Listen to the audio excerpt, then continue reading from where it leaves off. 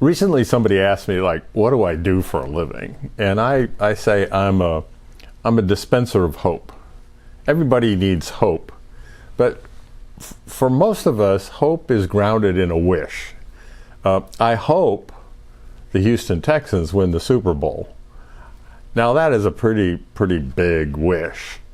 But hope in the church is something different. Proverb tells us that when we defer our hope, life's pretty miserable. And right now, there's an awful lot of people, when I talk to people that tell me they feel hopeless with all of the upheaval that seems to be going on in our culture. So as the Psalm says, 121, where's my help to come? Well, my help comes from the Lord. And so when I hope, really my hope is in what God is doing. And so sometimes I have to ask myself, when I got kind of mired down in hopelessness, which I do just like everybody else does, I ask myself, well, where is my hope grounded?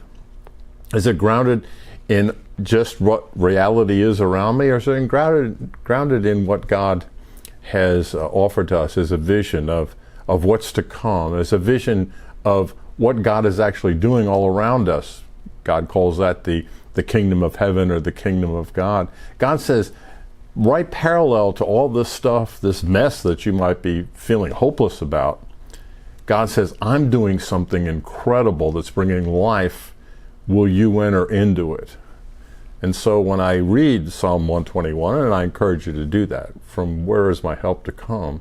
Well, my help comes in God and God's agenda. And so sometimes when you feel hopeless, ask yourself, is my hope in mortals? Again, that's another proverb. It says if your hope's in mortals, you're going to be sorely disappointed. Or is my hope in God? Put your trust, your hope in God, because God's doing some really great stuff. I'll see you in church.